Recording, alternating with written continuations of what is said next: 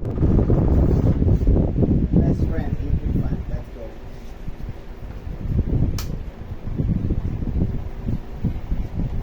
Okay. Good afternoon. Good evening. Or whatsoever. Good morning. Kung sa buntag na tanawin. Am I seen in the video? Okay, I think so.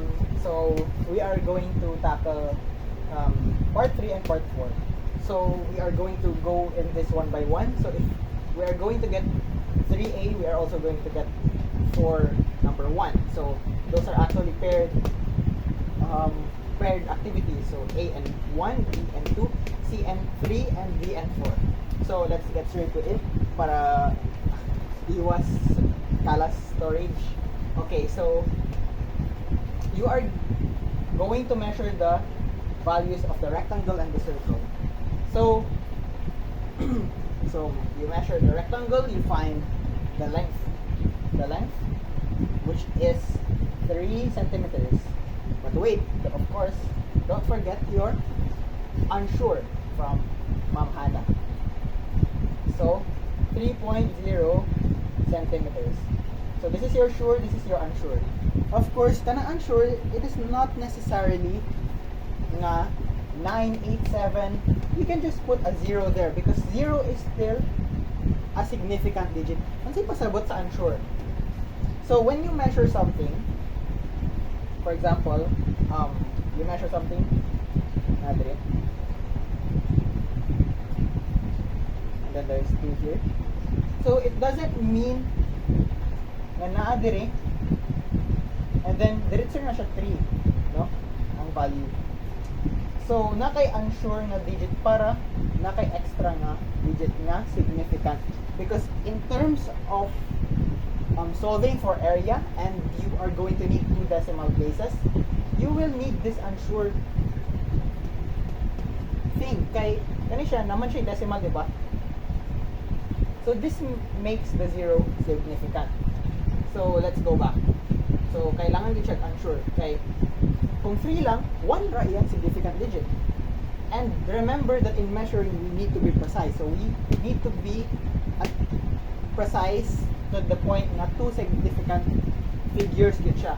So our length is 3.0, and then our width, let's assume that it is 4.0. Of course, mag-measure man kita din ka mag-assume tomorrow, but assume na lang natin amo ni ang atong mga na-measure. And then sa circle, we have measured our diameter. So remember, diameter is the distance between one end of the circle to another. So mo ni siya ang diameter. Do not confuse this with the radius, because ang radius kay 1/2 ra ana. Okay? So our diameter for the circle, let's just say atong na measure ang diameter sa circle is 7.0 centimeters. So let's proceed to our number 4. So first question, the diameter of the circle, convert daw sa kilometers. So we have 7 centimeters. We convert this to kilometers. So 7 cm, we put our cm below para ma-cancel. And then what are we trying to look for? The kilometer. And then next, putting or assigning values. So remember that this, what they call this, the division sign or the fraction sign, also can be set as is or per. I commonly use per para dili ko malibog. So ako na lang dahing dunggon ang akong self. So for example, 1,000 kilometers per 1 centimeter. Sana ba siya dunggan? Dili, di ba? But 1 kilometer per 1,000 centimeters. Sana dunggan? Di ba? Oo. So 1 and 1,000. So here, we can now convert. So we cancel centimeters, and now we can already find. We already know our unit is kilometers. Now we just multiply 7 times 1 and over 1,000. That's 7 over 1,000. So para dito maglibog, so first since 1,000 naman ni siya, so pwede gyapon nato siya butang as, exponent form. So 10 to the power of 3. And then with our rule of exponents and fractions, anything na ibutang nato sa numerator will have a negative exponent. So let's see here. So ang 10 to the power of 3, we move up nato to our numerator pero wala na siya denominator. It is not already a rational number but a whole number, or yeah, the like. So we would have 7 multiplied by 10 to the power of, you move up nato sa may motion negative, 7 times 10 to the power of negative 3. So remember, negative 3 is a negative number and we should go to the left. So we move 3 decimal places to the left. So we have our 7. It is known that our decimal point is right after the whole number. So we move the 3 decimal places and that is our value. And let's not forget our unit of measurement and what we are trying to find. So our diameter in kilometers is 0.007. Okay, so that's number 1. And number 2 is finding the area of the rectangle and the circle. So the formula for the area of the square is area is length times width. We all know that. Elementary, high school, balik-balik pa, basin nursery, natunan na ninyo. Okay, so we have area. So that is, so we just substitute our length here. So that's 3.0 centimeters. And width, that is 4.0 centimeters. 4.0. Ayaw, awata ang 4.0 na ako. Sorry guys. So A, that is equal to 3 times 4 is 12 centimeters. Diba? Nagamit. Dua ka significant figures. 2 significant figures, 2 significant figures. And therefore, we could come up with an answer with 2 significant figures, which is 12. 1, 2. There are 2 significant figures. Okay, so now we have the area of the rectangle. Now let's find the area of the circle. So remember, our diameter is 7.0 centimeters. Meanwhile, the area of the circle is pi r squared. So this pi r squared, so ang radius is half diameter, or d over 2. So we put our diameter in half. So we just substitute this to 7. So 7 over 2, and r we have 3.5. And that is not our final answer because remember, radius pa na siya. I-square pa na to siya and then multiply by pi. So we have 3.5 centimeters squared and multiplied by pi. 3.5 times 3.5, wala ko na to, 2 decimal places. So when multiplying,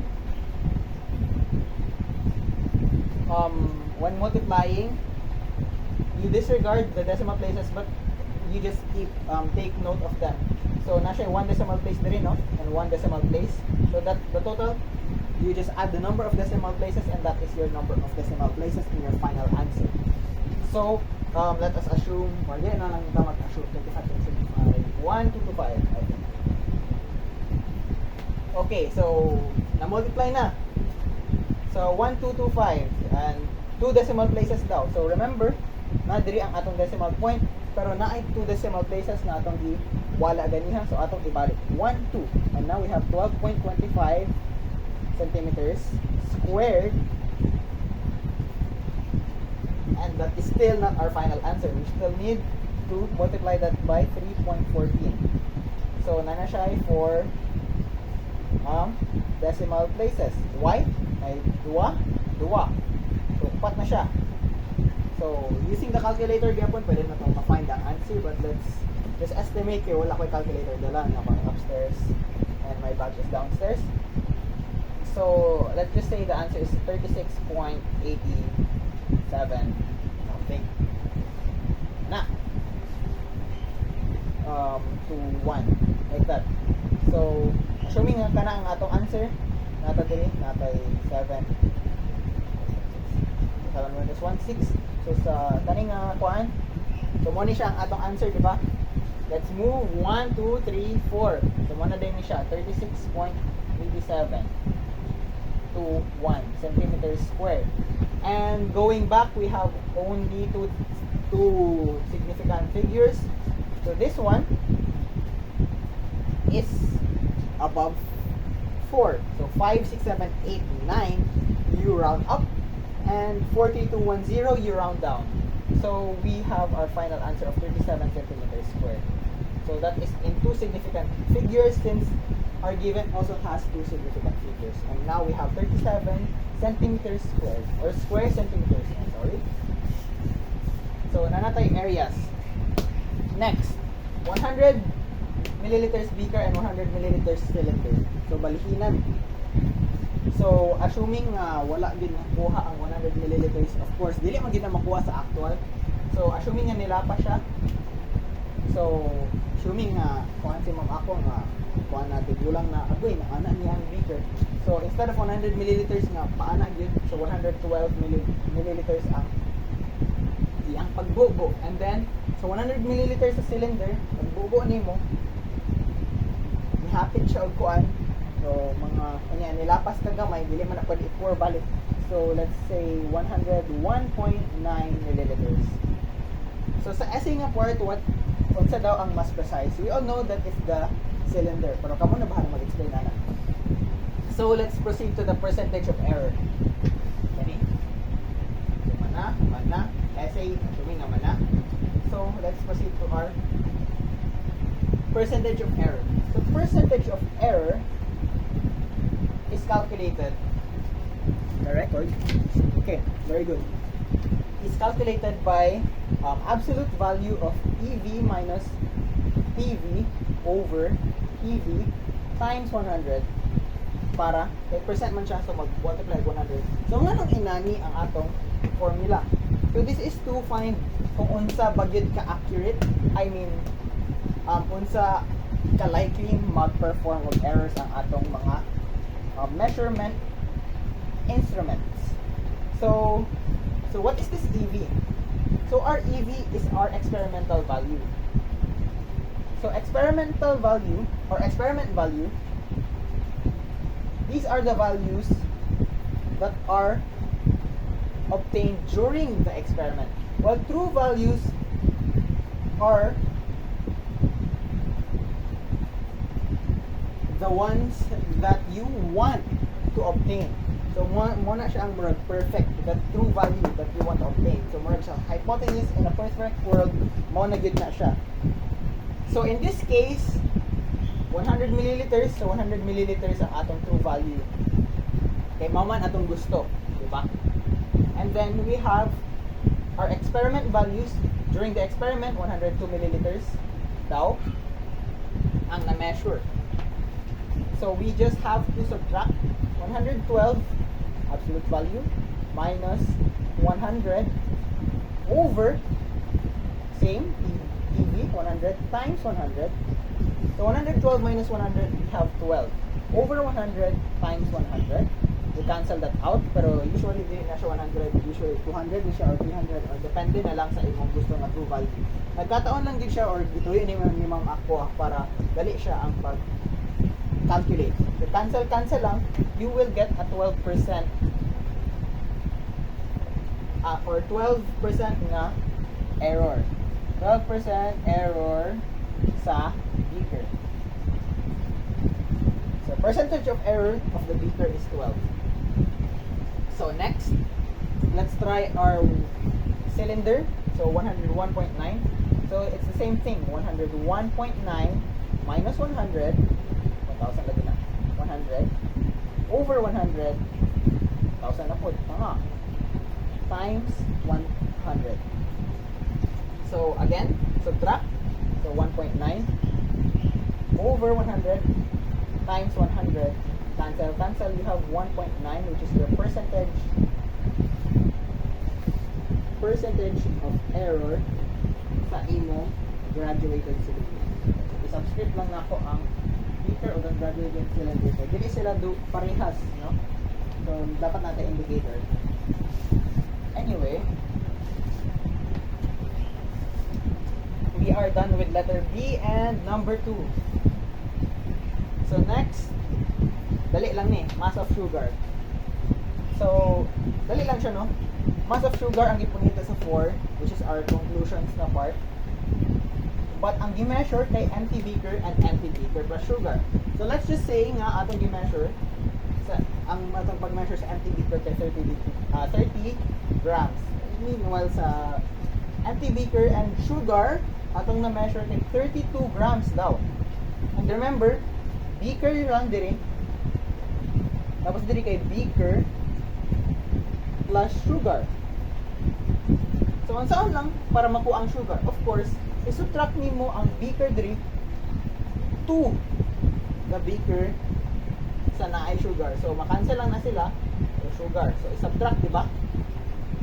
So 32 minus 30. So we have 2 grams of sugar. And that's all. That's the mass of your sugar. Mass. It's 2 grams of sugar. So difference lang siya. Very easy. And last, your change in temperature. So first, you are asked to measure the room temperature. So iyan ang mong thermometer bang. You have measured, let's say, 28 degrees Celsius. And your final temperature, i-dip nimo sa ice. Ice water. Dili ko sure nga ice din na pag-dip nimo. Or nato, or ma. So pag dip na to, of course, dili magid siya move below 0 degrees Celsius kay di ba ang freezing point ay 0 degrees Celsius. Meanwhile ice water siya to, so it's in liquid state, wala pa siya nag-ice pero surely bugnaw ta siya. So let's say it's 3 degrees Celsius. So change in temperature is just basically change in temperature is just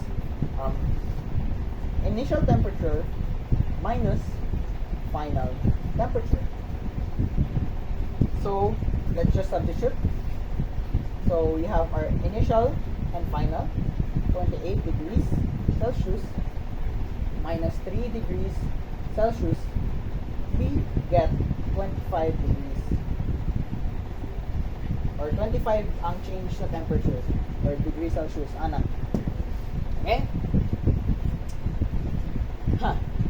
So ana. So 25 daw ang iyang change in temperature. So it's going to be the same thing when it comes to Kelvin, no? So how do we convert Celsius to Kelvin? So refresh lang. Actually wala ni sa activity but sige lang. In case nga in Kelvin ang pangayon ni ma'am, at least ready ta. So let's start from 28 degrees Celsius to Kelvin. So to convert Celsius to Kelvin, we just add 273.15 sa atong Celsius para makuha ang Kelvin. So you have 28 plus 273.15. So balihin lang nato sa 28 dira. Bang! 0.00. Bring down 15. 1, 0, 3, or 1.15. And that is our measurement in Kelvin. So next we have our 3. So 273.15 plus 3 is 276.15 Kelvin. Walay degrees sa Kelvin. Only sa Celsius, only sa Fahrenheit. Walay degrees ang Kelvin. Ano lang siya? K. Okay? KFC. Wow, igutom na ko. Wala po nagkaon ng Kelvin. Oh my God, natin na. So let's try, no, kung same ba ang iyang temperature change. So let's try. 301.15 minus 276.15. So 15 minus 15, 0, 0. And then 11, 9, and 2. 2 minus 2, 0. And we get 25. 25 Kelvin. Same ba? 25. So we are, di naman same. Kani kay, kuan kaayo. Kani kay bugnaw kayo, kani kay kuan. We are measuring change, dili siya ang actual nga temperature. So mo ni ang nagbago sa temperature 25, mo ni importante. Okay, so that's all.